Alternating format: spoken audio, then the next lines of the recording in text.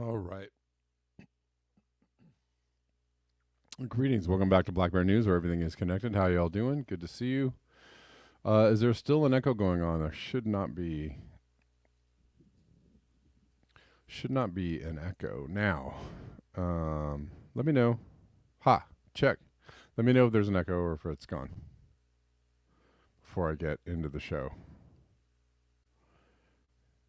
Everybody, hello. Greetings. Welcome. Thank you for hanging out. We're live on YouTube. Rockfin. Colin. and on Twitter. If you're watching in any of those spaces, please like the video or share the video or comment on the video or say hello or something like that. I don't know. Any of those things. Later in the show, we'll do like a lot of other shows do, which is that I will read Brockfin tips and YouTube tips and coffee tips. If somebody wants to send a message for me to read, I will do so. You know how it goes. Okay. A little late starting today because I was trying to do a new thing here, and I didn't realize this thing was going to take more time. But anyways, so we'll start with this good commentary from Lyle Lewis, and we'll probably come back to this article.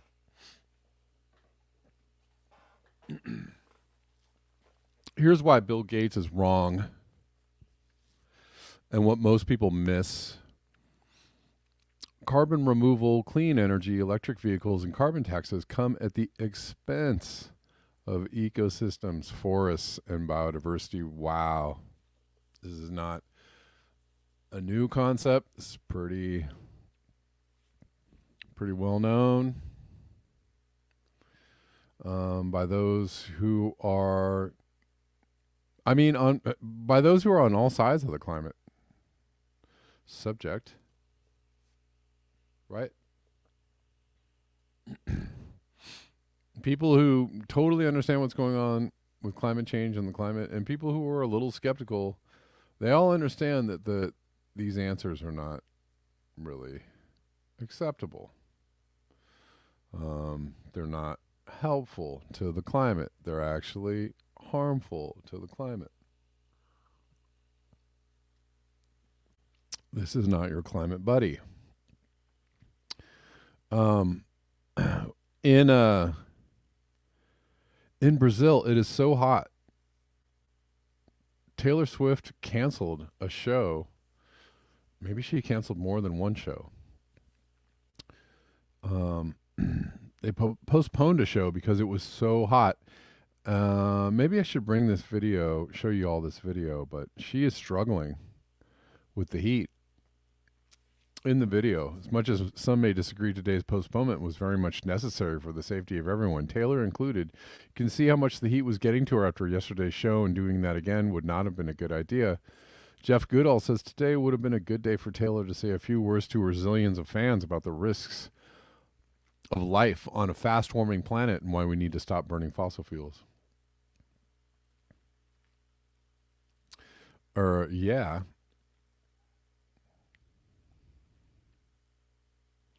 But it's just weather, right? It's just, it's just summer. Actually, it's not summer, it's spring in Brazil. It's just summer, bro. It's just weather. I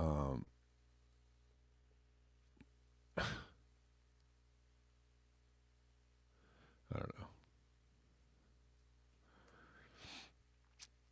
I really wish the people that are skeptical or try to feed the skepticism of climate change would do a little more work. I really wish they would. Hold on one second. Let's see if we can see this video of her. She really is. It is very clear in this video how much she is struggling with the heat. I mean, she looks like she's about to pass out.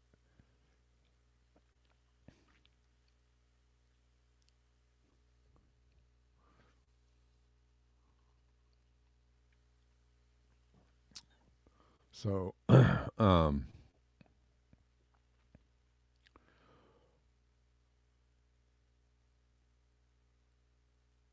eventually, hopefully sooner than later, but, the problem with this hope is that when it gets bad enough for people to start, realizing like, oh, crap. It really is climate change. It's going to be way too late. It's going to be so far down the road that people are going to be experiencing some pain, and it's unfortunate. Um, really bad flooding as well as heat in Brazil today. Bento Gonçalves. And here's some rather large news. Yesterday, temporarily, planet Earth took its first step over the 2 degree Celsius barrier. Say what now? This is according, and I mean, this is a big deal. This is huge. This is a massive, massive deal. I don't think people understand. And what's unfortunate is that people are so not. I mean, climate change has never been more unfashionable because of the likes of Bill Gates and other folks. Because of the awakening of what the elites want to do regarding climate change, and that's all fine and well, but that does not. What the reality is that climate change is very real, and this is a big, big deal. 2C is a big deal, and the fact that we actually busted through 1.5 this year. I mean, like gangbusters, and we touched 2C is and yet there was barely a ripple, and the crowd went not wild, and a hush filled the room is what I guess what I was getting to. Earth hits 2C, and a hush goes over the crowd. What? Who's talking about this? Nobody but the climate aware folks are talking about this. And people are just like, yeah, oh yeah, we're here we go. But like everybody else is completely in I don't know, in boing boing land. Just like off, I don't know what's going on. They're talking about the weather. I mean, people are just like dumb as rocks about this. Couldn't care less. This is a big deal. And maybe, maybe nobody wants to know because everybody's well aware that this is this is really bad news for the planet, and bad news for people in general. Yeah. Anyways, I like this new format. I don't know about y'all, but I just didn't have enough time to really do all the stories like this. But anyways, moving to something else, there's a mask study published by the NIH, National Institutes of Health. Pretty well regarded. It's kind of like the CDC in the UK. Mask study published by the NIH suggests N95 COVID masks may expose wearers to dangerous levels of toxic compounds linked to seizures and cancers. Really? The study found that the chemicals released by these masks had 8 times the recommended safety limit of toxic, volatile, organic compounds. But people still, I religiously will wear this mask because I absolutely know that it makes me safer.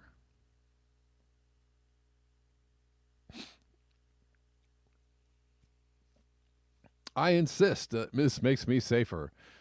Wearing masks all day long is not good for your health. Period. End of story. It is not something you want to do. But people, it's like a religion. But masks. Wear a mask if you want to. Okay, I'm not telling you what to do. I am not telling you what to do. If you feel it makes your life better, go for it.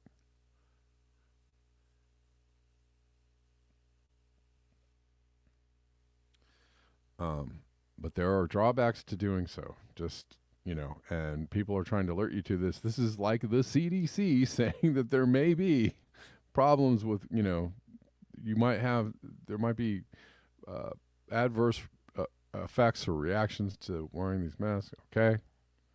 Just letting you know. The NIH. Okay. This is the NIH. This is not medical misinformation. This is the NIH, okay, putting out a study, all right? Jesus.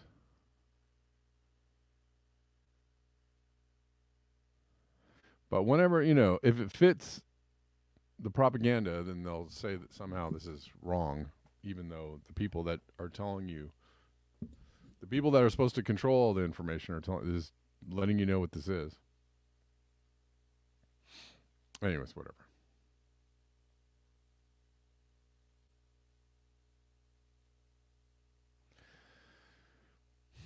Again, if you feel better about it, if it makes you feel better about life, whatever.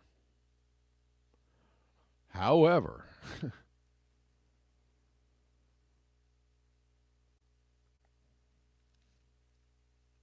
if they release compounds that may affect your health, at some point they may want to let you know that. That's kind of like, letting you know what's in your food in order to make decisions about what you think is healthy or not. It's kind of like that.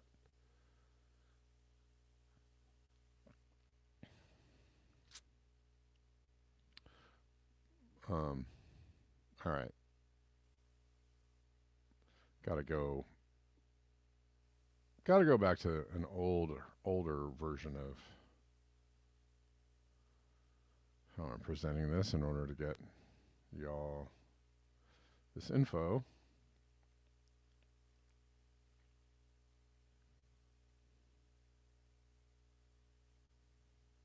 Oh, hi. Why is it doing that? Oh, because I doing this. Okay, here we go. Flooding and landslides triggered by heavy rains in southern Brazil have claimed at least 6 lives over the past week. So, man, flooding, landslides, heat, up to 130 on the heat index. In the 4 hardest hit cities, the rain that fell in 3 days was more than double what was expected for the entire month of November. Good Lord. From Thomas Reese, collapse of the climate is paired with health, mind, and economy collapse. No one will be able to act as an individual. Only some wealthy people can now make their own tribe. Plebes have to wait and hope they remember who did this to them.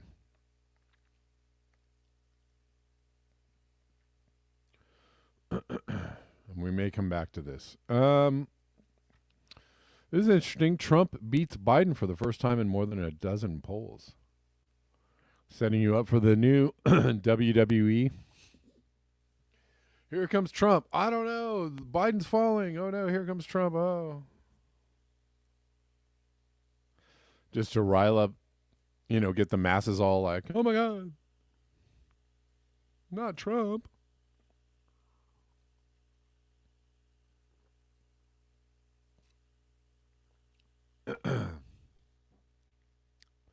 Also in Turkey, heavy rains. Strong winds, heavy rains. In Siberia, hurricane force winds.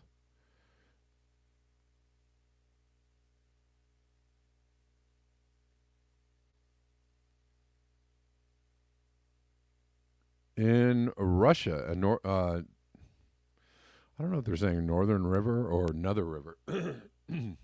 Anyway, I think they're saying another river in Russia has turned beetroot red after a major incident of contamination by a mystery pollutant, according to the Daily Mail. The Iskatimka River is one of several rivers in Russia that have undergone a mysterious discoloration. Good Lord.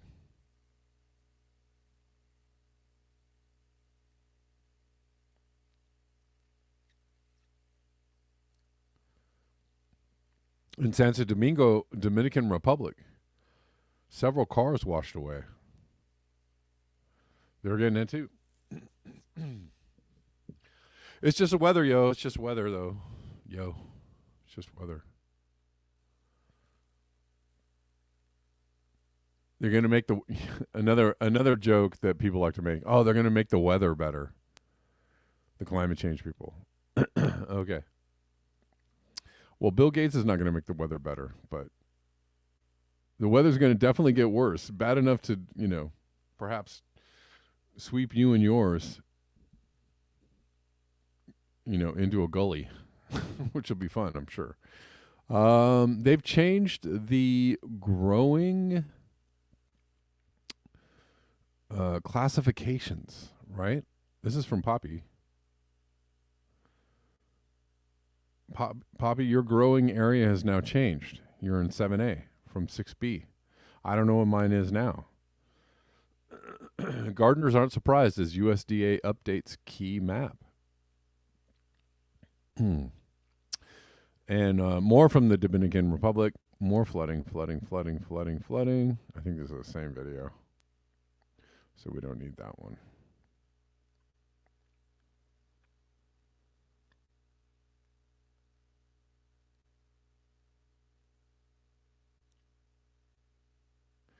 Oh, thank you. Global solidarity. It was the Red River was caused from a discharge from a metallurgical plant. Norilsk Nickel. That's horrific. Yeah. We're just making stuff.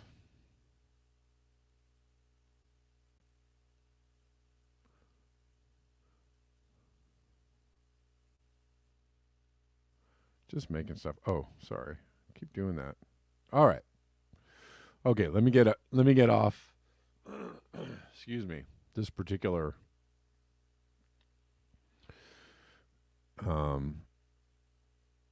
part of the show, and I'll kind of stop double picturing my show.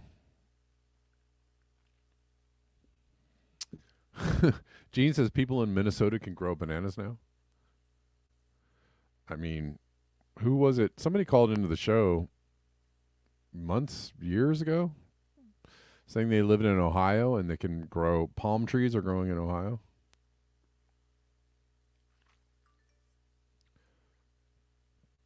So there's that.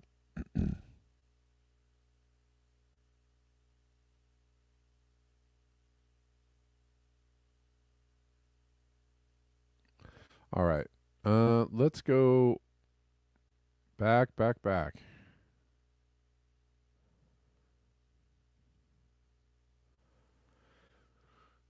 And we'll look at this story from Fortune magazine. I don't know. I don't know what they're going to talk about, honestly. I was reading the post for the commentary, which was correct. Don't know if the article itself is going to echo that.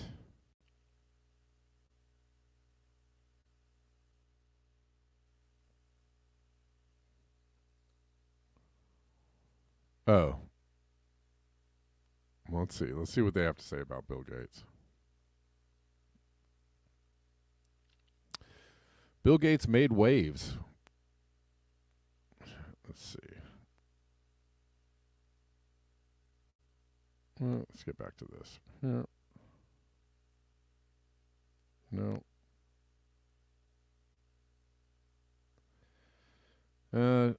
Give me a second. Trying to get back to this story.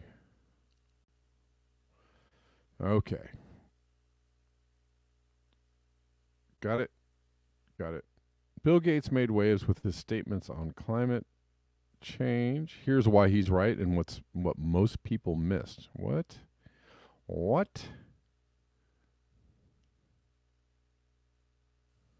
they talking about? When Bill Gates speaks, people listen. His contributions to tackling global problems have been nothing short of extraordinary. Really? Oh my God. I want to end this now. From funding cutting-edge vaccine development to supporting cutting edge. Watch out. Don't get cut. That edge is sharp. To supporting an array of groundbreaking initiatives on climate change. At New York Climate Week in September, his perspectives on climate change did not go unnoticed and even made waves. Hold on. Essentially, his argument is that emissions will peak and then start to go down. They won't go down as fast as we want them to, so temperatures will continue to rise. Reversing this trend will require massive carbon removal. The goal of staying below 2 degrees Celsius, much less 1.5, appears lost. Wow, big admission from Fortune magazine. But we will not find ourselves in worst case scenarios. Oh, okay. And it is unlikely we will go above 3C. Based on what? Based on what? They're just saying stuff, right? Like these folks, listen. My climate change friendos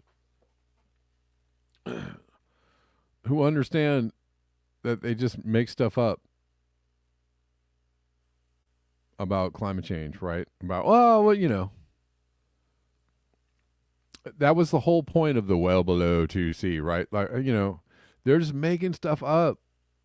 They're just saying things that sound cool, that sound like reassuring on some level to people. Oh, yeah, it's pretty bad. You know, climate change is real bad. But we, you know, well below 2C, we'll stay well below 2C if we do these things. We do the right things. Oh, okay, great. Whew. They're just saying stuff. Okay, so, you know, you should know that, climate change aware folks. You should know that by now. So when I talk about other subjects that you know, you're like listening to the NPR and to the other people, the news, you know, and they're making up stuff. They're just making stuff up about whatever subject it is. But you take it seriously. You don't give the same skepticism to those issues. Please, please. Especially if you're listening to mainstream news, I want you to be full on. I want you to have your skepticism meter on full blast, 100% skeptical. Whatever they're talking, even if they're talking about Trump, even if they're talking about something else, full on skeptical. Whoop whoop. Full. Have that dial all the way up. Okay. You should know that. You should know that by now. That's why, you know, when I am talking about climate change, you're like, yeah, sounds good. And then I get to another subject, you're like, no way. No, that's not even true. No, that's, you see what that is that I'm fucking right. I'm fucking right. I'm telling you the truth because my skepticism meter is full on, all the way up, 100%. Okay? Just letting you know that. Anyways, it's a random rant in the middle of the show.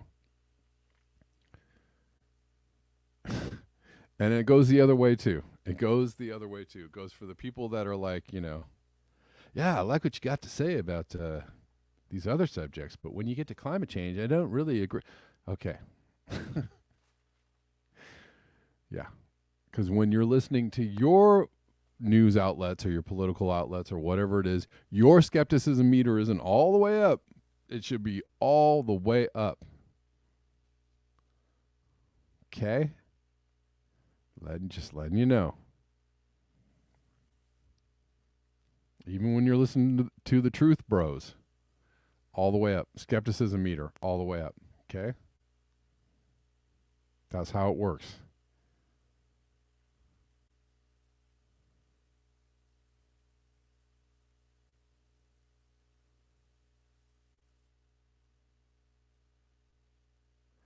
All right.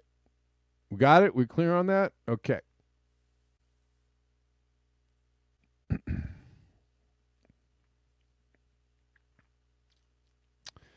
Anyways. I'm not saying that people can't have true, true Lance. I'm not taking any calls right now, man. I'm sorry. I'm probably, yeah, okay. Anyways, I'm probably, here's the deal too. Skepticism meter all the way up, but that doesn't mean that somebody can't be true on some things, right about other things. You got to have discernment. Okay. And yeah, you know, skepticism meter on what I'm saying too. You know, I don't care, whatever. for what it's worth. But here's the thing. I'm crossing the lines that people don't want to cross, right? And I'm actually speaking. I'm not speaking to the choir all the time. I'm preaching to the people. Preaching to the skeptical ones. I'm also preaching to the people that, right? I'm preaching across the aisle, like truly across the aisle, to the unconverted.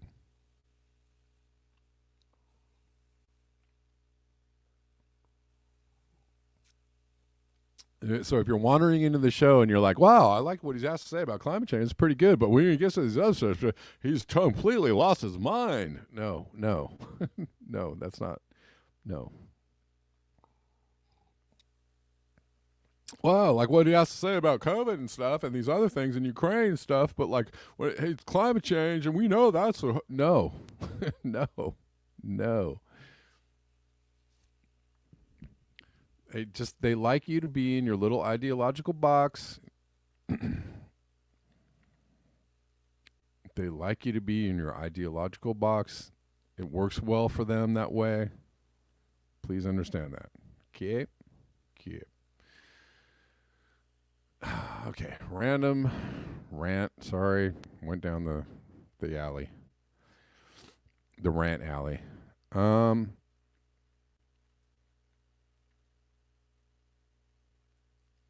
Anyways, so they're just bigging up, but I'm not going to read any more of this. They're bigging up Bill Gates, and they're letting you know there's nothing more to get out of this because it's all going to be stupid. It's my super high intellectual take on it. It's stupid.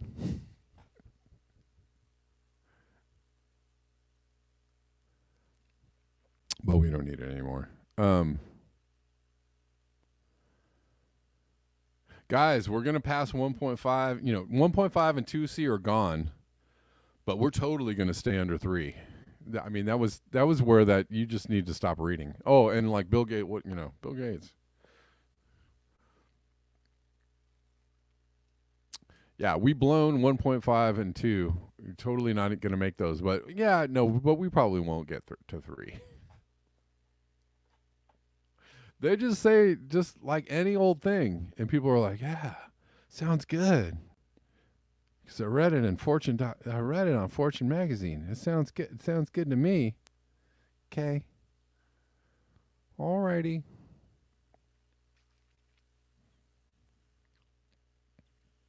Let's go back and look at this from Bill McKibben.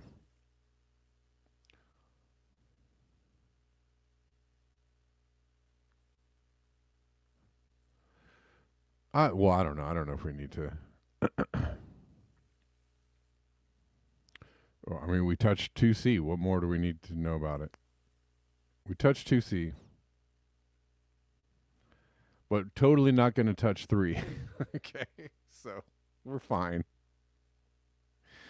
As hopefully these guys get it together and get this carbon removal thing going. Like real quick. Like what's the timeline for that? For like not even touching 3C. What's the timeline for that?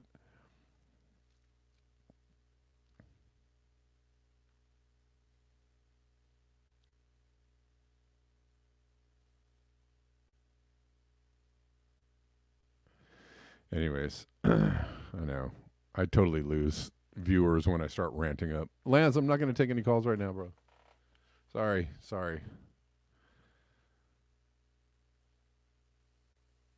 Okay.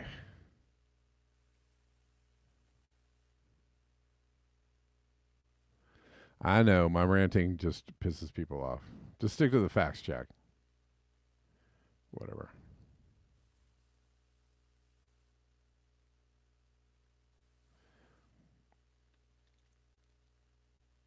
I don't know. It's frustrating. Everything's frustrating. Okay, let's look at this.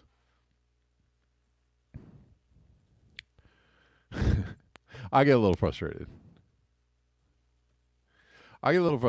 Because but I'm not what I'm not going to do is tailor my broadcast to fit, like appeal to like one side or the other just because it'll be more popular, right? Like, oh, I'm just going to totally stop talking about climate change because, like, I could get way more viewers if I just talk about all this other stuff and leave the climate change out. Or I'm just going to talk about climate change and leave all this other stuff out just because people would make people feel better if I just didn't talk about other things. That's what I'm not going to do. That's how also that you're getting like, at least you're getting something authentic here. Because what I'm doing is not, I'm doing something that I know totally is not popular. I'm totally not doing the popular thing. I'm doing the opposite of popularity. No. So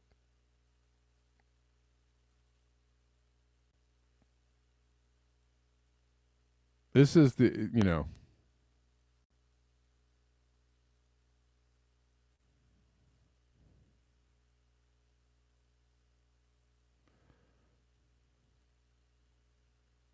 Anyways, torrential rains in Brazil leave at least 6 dead. Flooding and landslides triggered by heavy rains in southern Brazil have claimed at least 6 lives over the past week, authorities said Sunday. Fatalities occurred in states of Santa Catarina and Rio Grande do Sul, and major property damage in the latter was reported as thousands of people sheltered in gymnasiums. Deputy Governor Gabriel Souza said on X. Several towns in Rio Grande do Sul were flooded when the Tucari River overflowed its banks. Southern Brazil has been hit hard in recent months by extreme weather events such as torrential rain and a cyclone in September that left more than 50 people dead. Experts say climate change is fueling many of these disasters. Okay.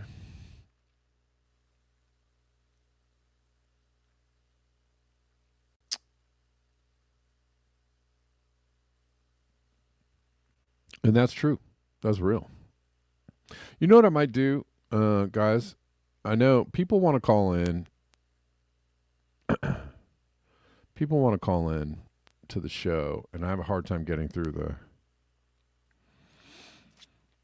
Maybe what I'll do, and I'm not going to do it today. I'm just saying maybe I'll do it soon. Is do the show and then jump off of like all the platforms and then just take calls on call in for like the last 15 minutes or something after the show. I don't know. I'm kind of trying to change things up a little bit here, just to make the show run smoother and be a little more cohesive. But I want to give people a chance to call in. I do. And it's hard because I'm trying to cover a bunch of stories, and so it just when I take calls, everything goes off the rails. It's just hard to stay on track. Gardeners aren't surprised as USDA updates key map. Feels like I'm not crazy. Okay. Newly updated government map has many of the nation's gardeners rushing online, Googling what new plants they can grow in their mostly warming regions. Well, yes, it is getting warmer. It's absolutely getting warmer. That is a fact, Jack. Nobody's making that up. It's called the U.S. Department, and you don't have to even believe in nothing. If you grow plants, if you are alive and breathe and go outdoors once in a while, you know that things are really different, right? Things have changed. So you just know that. Just know that things are different, and probably going to continue to get more different. And then act accordingly, right? Because you're going to have to probably make some changes in your life. And I mean, some of those changes might be actually pretty radical. Like if you want to keep on like eating food and stuff, right? You want to keep on like, breathing and existing on this planet, you might have to might have to make some radical changes. Not saying tomorrow, but in the eventual. It's called the U.S. Department of Agriculture's Plant Hardiness Zone Map, and it's the national standard for gardeners and growers to figure out which plants are most likely to survive the coldest winter temperatures in their location. This week, the map got its first update in more than a decade. And the outlook for many gardeners looks warmer. The 2023 map is about 2.5 degrees Fahrenheit warmer than the 2012 map. Dang, 2.5 warmer than the 2012 map. 2012 was not that long ago, right? That's like 10 years ago, 11 years ago. 2.5 degrees warmer than 10 years ago. God dang. That's a pretty big jump, y'all. That's a big jump.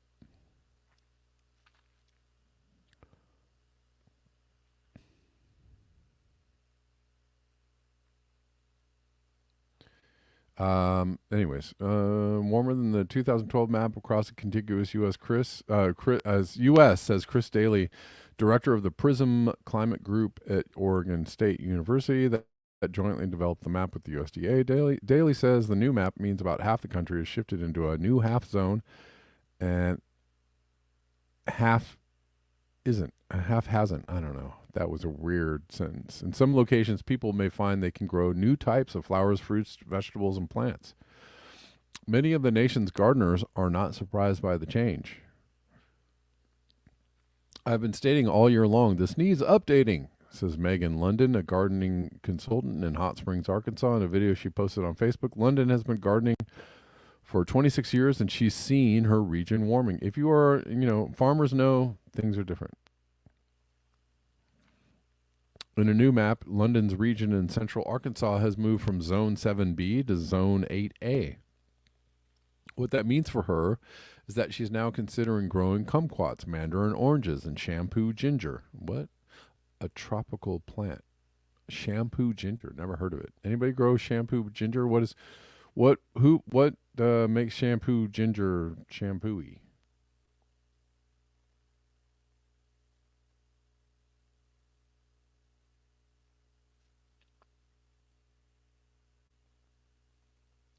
But London says that the excitement she and other gardeners have to grow new things is tempered by another feeling, concern about human-caused climate change. We're excited, but in the back of our minds, we're also a little wary. It's in the back of your mind, like, that means things are warming up, so what does this mean in the long run? The scientific community overwhelmingly agrees that humans burning fossil fuels like oil, coal, and gas is the primary driver of global warming, but we're getting ready to burn more.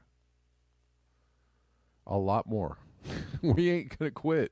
We're not going to quit. Summer of 2023 was the hottest meteorological summer on record for the Northern Hemisphere, according to the National Oceanic and Atmospheric Administration. Daly says she is hesitant to explicitly attribute the specific changes from the 2012 map to the 2023 map to climate change because of the volatility of the key statistic they used to create this map. They were mapping the coldest night of the year each year over the past 30 years, Daly says, and it's a highly variable figure. In an email, a press officer for the USDA says changes to plant hardiness zones are not necessarily reflective of global climate change because of the highly variable nature of the extreme minimum temperature of the year. All right, okay. But Daly says in the big picture, climate change is playing a role in changing what grows where in the U.S. Over the long run, we will expect to see a slow shifting northward of zones as climate change takes hold. Still, for gardeners like Rachel Patterson in Port St. Joe, Florida, the updated USDA map showing a warming region is validating, if not comforting. It feels like I'm not crazy, she says. Patterson moved to her new community 2 years ago to help rebuild after a hurricane. She now gardens with her 3-year-old and his wheelbarrow. Okay. The sweet little grannies here are just heartbroken. They can't grow their tomatoes, she said. It's so much hotter. The tomatoes burn. Yes.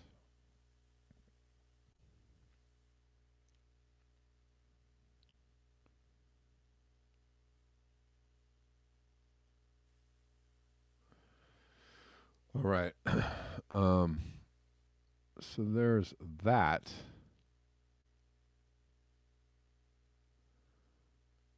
Gardening gets a little, well, I don't know, more difficult or easier depending on. I mean, if you understand where you are in the growing region, then I guess you can have a better understanding of what's going on. Okay.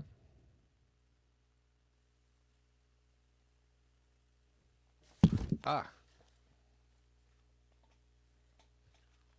Well, that was silly, wasn't it? I just yanked my somehow the cord of my headphones was like on my leg, like wrapped around my leg, and I yanked it off my head. Okay.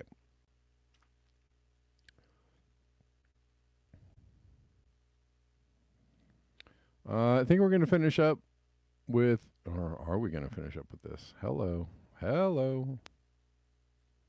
All right, here we go. It's been a while since we've checked in on Sam Carana. And he is talking about Arctic Ocean heat stroke. Thanks. Yeah, no, that was, I just, that probably looked kind of funny.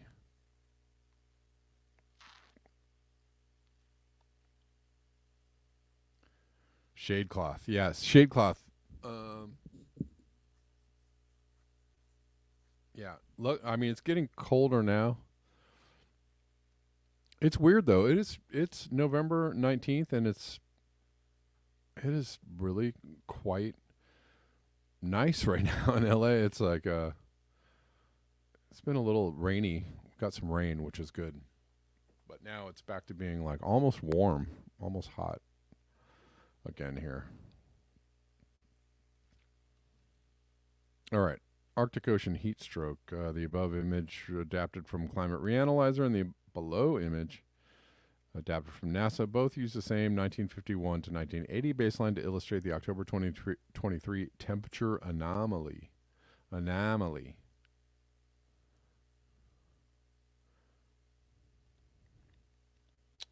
So 1951 baseline. So look at this anomaly here. Going all the way up above 4, between 4 and 8, 8.4. I love how this one just jumps 4.5 degrees. C. Anomalies are very high, especially over the, so that's from 4 to 8 C, 8.4 C Celsius, not the anomaly. This is in October 2023. Anomalies are very high, especially over the Arctic Ocean, which reflects the enormous amounts of heat that are transferred from the Arctic Ocean to the atmosphere. There are further reasons behind the very high anomalies over the Arctic, one of which is methane, which has risen very fast over the years. The image on the right illustrates methane's historic rise, showing IPCC and more recently WMO data. Methane reached 1923 parts per billion in 2022. 264%, almost 3 times the 1750 level. While carbon dioxide reached for 17 parts per million in 2022, 150% of the 1750 level, and nitrous oxide reached 335.8 parts per billion, 124% of the 1750 level. Image below, created with Copernicus forecast for November 15th, 2023, shows very high methane levels over the Arctic at 500 HPA.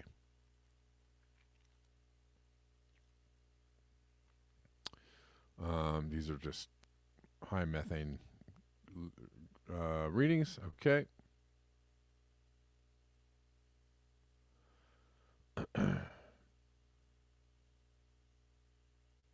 Over the next few months, as sea ice keeps growing in extent, this seals off the Arctic Ocean from the atmosphere. This makes it harder for heat to get transferred from the Arctic Ocean to the atmosphere and increases the danger that more heat will reach sediments located at the seafloor and cause methane to be released from hydrates, as well as methane that is present in the form of free gas underneath the hydrates. All right.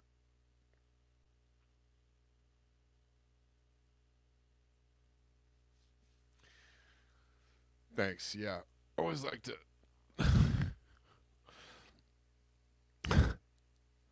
like to rip the headphones off my head. That's always a good look. Yar. Okay. Let's see. Heading into the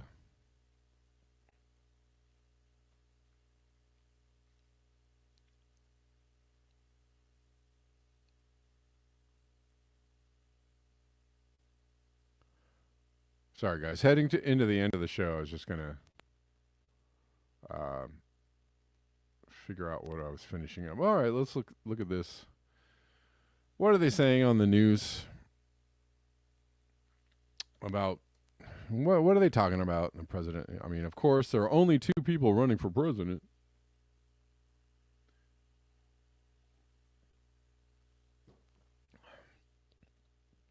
They want you to know that only 2 people matter, right? Nobody else matter. Nobody else is running for president. Nobody else matters. So they really want to reinforce that for you. And they're going to do that here. It doesn't really matter. I mean, sure, I guess it matters if, they're just trying to wind people, get people all, no, well, I don't know. This doesn't look good. Got to vote for Joe Biden because fascism. 2019, 2020, when Trump was president. Here it is. Wow. Donald Trump, we have at 46%, Biden, 44%. And this is significant because this is the first time in the history of our poll that former President Trump beats President Biden, still within the margin of error, but still significant. Yeah, 2019, 2020, when Trump was president, he trailed all of them. This year, he's trailed all of them in our poll. First time in more than a dozen polls we've seen a result like this. Some of the other ingredients that go into that, Biden has long had an advantage over Trump on likability. Look, at the start of this year, 39% said they had a positive view of Biden, barely 30% of Trump. We've seen consistently a gap like this. Now, the gap is gone. 36 positive on both, and actually Biden 1 point more negative than Trump. That's been a significant advantage for Biden. Our poll says that advantage, at least for now, may be gone. And we talked about younger voters on foreign policy, and it's true on a host of other topics. Disaffected with Joe Biden. We have 46% for Trump, 42% for Biden among the youngest voters. The youngest. Again, these are the only choices we have. Oh, I don't like Biden anymore. I got to vote for Trump, right? Like that's just, oh my God. There are other people running for president. I don't know. But voters in the 2020 election were Biden plus 26.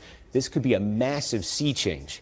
And if you take a look here, everybody sort of says, hey, I'm not too nuts about the possibility of this matchup. So we said, let's measure this one way. And here's how we did it. Biden against an unnamed Republican. This is just a referendum on Biden, basically. And look at this. He goes from being in a dogfight with Trump to being double digits behind. But then flip it around. Trump against an unnamed Democrat. Trump goes from leading against Biden to being down by 6 points against the Democrat. And what does that show you? That is actually a significant poll. That's actually more significant right there. That shows you that people want someone else besides any of these clowns, these bozos. Right? Biden is getting just trashed against just anyone else.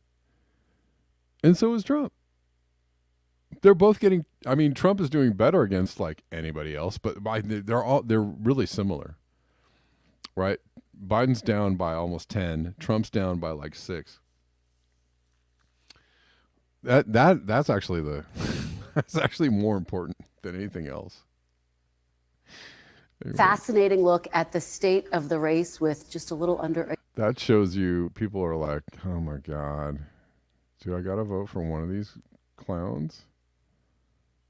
Is somebody else running? Can somebody else please be on this poll? Anybody?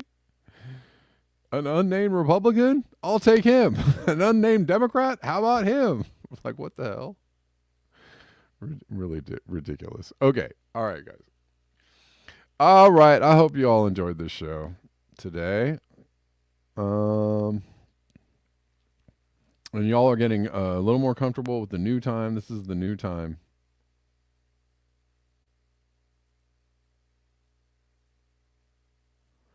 The new time of 2 p.m. Pacific Standard Time is the new time of the show. So you guys y'all are here. So thanks.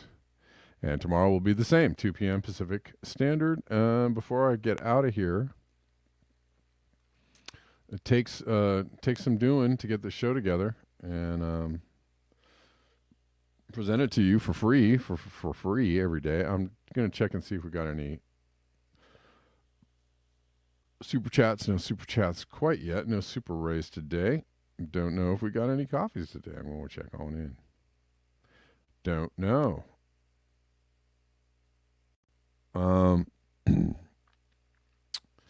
But if you want to support this show, if you appreciate the show being here every day, these are the ways to do it.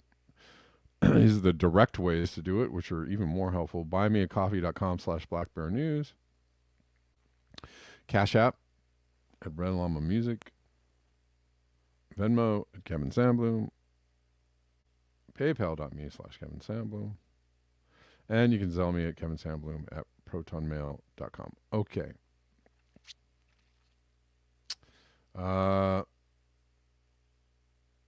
What's up? William's checking in on Colin. William, I got about 5 minutes before I got to take off. What's up, William? How you doing? Hey, Kev, can you hear me okay today? Yeah.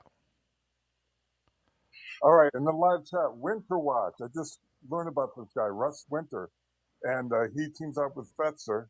There's a video that's superb on exposing it's an hour, almost 2 hours, on the whole Israeli-Palestine, Gaza genocide, with a bunch of embedded videos. They cover it. So I put the actual text link that has the embedded videos, and then the video itself, like they have an overview video. Okay. So I know how to see Fetzer, Winter Watch, man, these guys are good. They have contacts, just like Colonel McGregor does, or Scott Ritter, you know how Right. Fetzer is. He has his contact. So I thought I'd let you know about that, and maybe we could talk about it on Friday. Also, it links 6 unique things about the Gaza genocide. There's a guy that contributes who has a friend in Gaza who's witnessing things. So I put that link in off Fetzer's site again, and then how this relates to today.